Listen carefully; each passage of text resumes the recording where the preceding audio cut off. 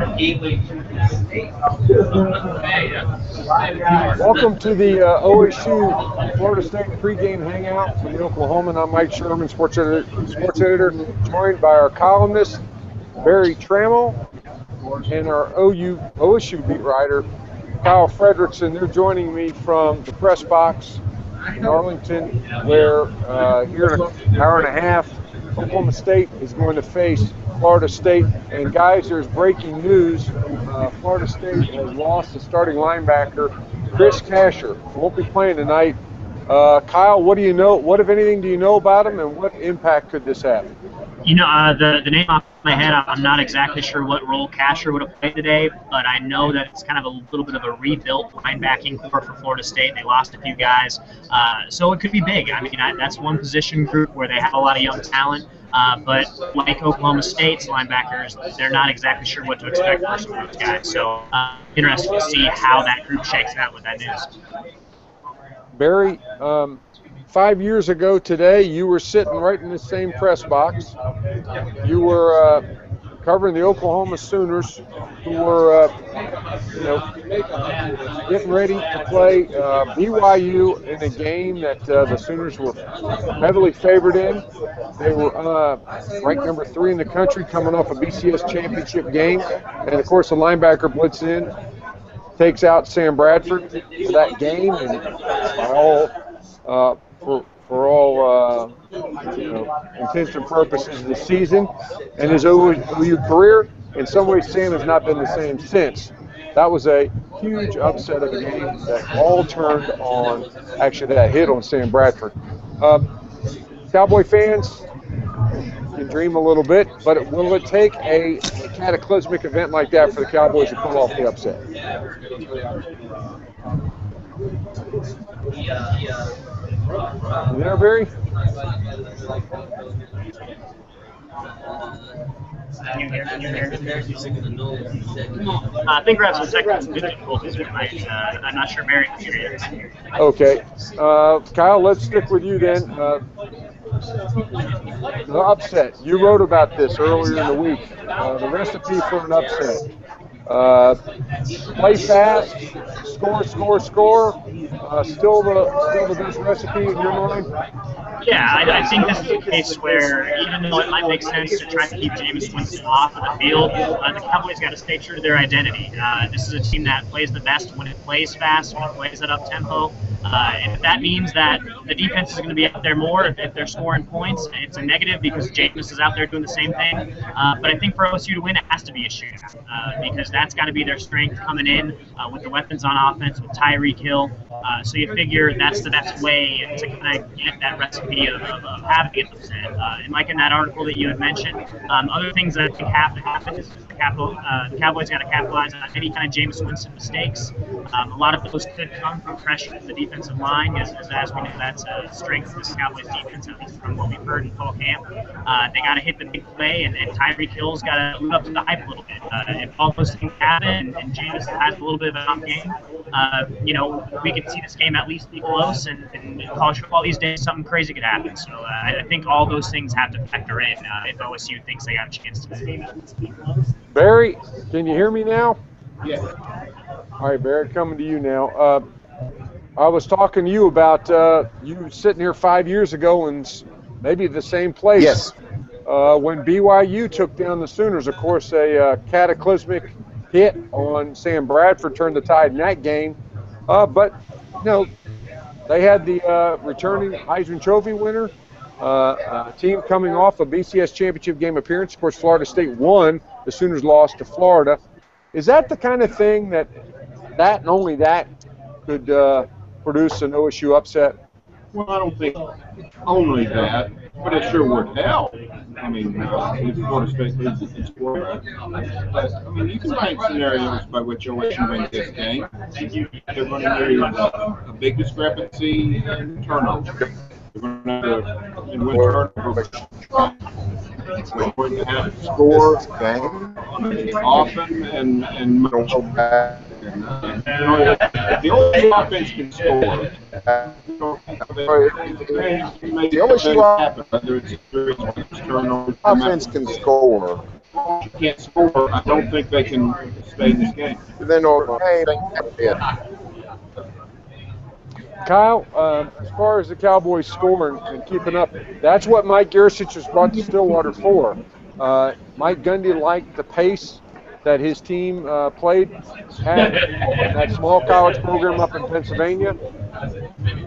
Last year, maybe they didn't hit that kind of stride. Is that something new that we'll see this year? I mean, and tonight, do you think the Cowboys are going to play at a pace far greater than they played at last year? I think goal.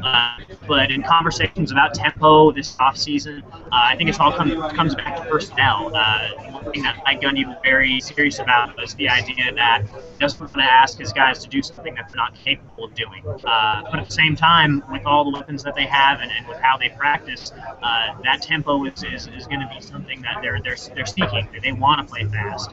And I don't know how much we can take from it, but in that ESPNU talk that we saw last week, Mike Gundy said at the end of practice that he loved how fast the team was playing. So no doubt it's going to be an emphasis. Whether or not it's going to happen tonight or whether or not the tempo will pick up as the season goes, that's yet to be seen. I think a lot of it has to do with how these young guys come along and how they fit into the system and how quickly they pick it up. But I think tonight we're going to see some speed. I think with Tyreek Hill, they want to put him in situations where the defense is confused what role he's playing. And the quicker they can get snaps off, the less time the defense has to identify what his role is going to be on each play. So it's going to be something that they're going to try to do. Barry, last year the Cowboys opened on the road. They opened in Houston with a game just sort of like this. It was a neutral site game against a Big Five conference team. It was UTSA. And Clint Shelf did not get much of an opportunity. He was gone very quickly. Is J.W. Walsh on a short leash tonight? No, I don't think so. I still don't have any idea what Mike Gundy was up to last year. It's clear that they were going to go with J.W. Walsh. For some reason, he wanted to start Clint Shelf. No, so I don't think that's the case this year. I mean, I think J.W. So I don't think that's the case this year. I mean, I think J.W. is going to be the quarterback. Clint Shelf got last season. Shelf and J.W. Walsh's counterpart this year. You're talking about two guys that haven't played at this level. Mason Rudolph was in high school last year. Dax Gurman hasn't even played a game since 2009. So we're talking about guys that just, no experience. Last year, Cowboys had two solid options. And this year they only have one solid option, Kyle. About the Cowboys. Barry's kind of going slow there. I'm coming in and out on Barry.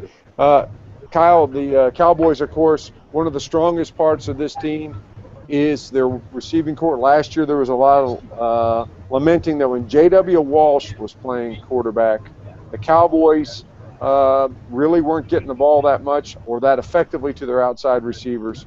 Any chance that we'll see more of that from J.W. Walsh? What are you hearing about his ability to get the ball to the outside of this offense and get the ball to the playmakers out there? Mike Gundy hasn't been that specific, or Mike Yursich for that matter, on just how much he's improved as a thrower. They've been talking about in generalities about how all these quarterbacks have improved. But that's going to be something to watch tonight. We just got the depth chart handed to us at the media seating here, and as of right now, the starting wideouts that we're seeing are David Glidden, Brandon Shepard, and Juwan Seals, and those are guys who have big play capabilities, and that's going to be something to watch early on. Can Walsh make all the throws to these guys to put them in position to be successful? If he can't, I don't see any reason why Dax Garman might not get thrown out there. I mean, right now on the depth chart, he's listed as or. You take that with a grain of salt, but it's something to follow, because if J.W. Walsh can't get the ball to those guys, then maybe he's not the long-term option. Barry, your good friend Jim Traber expressed a lot of distaste and disgruntlement over the fact that Mike Gundy broke the story that J.W. Walsh was going to be the starter to ESPN. I guess Gundy's got the chance to tell whoever he wants to be the starter. What's your take on how Gundy handled that announcement? He wants to know your take on Dundee naming Walsh the starter on ESPN. I'm out. I think Barry's having some issues there, Mike. I don't think it's all right. laptop's working very well. Guys, we've got some technical problems, but Kyle will close up with you on this. Any big, bold predictions for tonight's game? The guys from Norman, they posted their bold predictions as part of a blog. Jason Kersey's got Blake Bell scoring 2 touchdowns. Jenny's got a shutout of Louisiana Tech. I'm trying to think what Ryan Abers is. 200-yard rushers. What kind of bold prediction you got for FSU and Oklahoma State? You know, I don't know how bold of a prediction is because of what we've been hearing out the fall camp, but I think that we'll see Tyreek Hill special teams touchdown today. You know, Florida State pretty much ranked in the tops in the country in so many different areas this past year. One area they didn't was their punt return coverage. Kind of oddly enough, I think they allowed just over 16 yards a punt, which was ranked something like 120th in the nation. So if you're trying to find a weakness, and if you're trying on Florida State, and if you're trying to find a strength on OSU, those things seem to match up. You know, if Tyreek Hill can get open space and find a seam, from everything we've heard, he's got the ability to really take it to the house and display that world-class speed. So, like I said, I don't know how bold it is, but if I had to make a prediction, I think that's a pretty smart one. Before I let you go, we almost made it. That's the longest we've gone here at the Oklahoman without mentioning the name Tyreek Hill. He's been the name on the tip of our tongues all during the preseason, going back to spring football. I don't know. It seems Barry Sanders surely wasn't this eagerly anticipated. He was a kick returner at the time. Have we set the bar too high, perhaps, for Tyreek Hill? We might have. I mean, I think there's a good chance because we don't know what this guy's going to do. But I think when we talk about him being hyped up so much, it's probably more a product of the lack of access we've had to this team and the lack of talk with the quarterbacks and everything else. You know, you got to write about something. And when coaches after practice every day keep saying, "Oh, Tyreek Hill made this play. Oh, Tyreek Hill does this," you know, becomes a topic of conversation. And on a team with so many unknowns, he might be the greatest, but at the same time, he also has the biggest upside. So naturally, I think he becomes that storyline. And whether or not he lives up to the hype is yet to be seen. But I think we get a good first peek tonight. Thanks, guys. That's all for the OSU Florida State pregame hangout here on News OK. But you can stay with the best coverage team anywhere every day at News OK and every morning in the Oklahoman. Enjoy the game, Kyle. All right, definitely.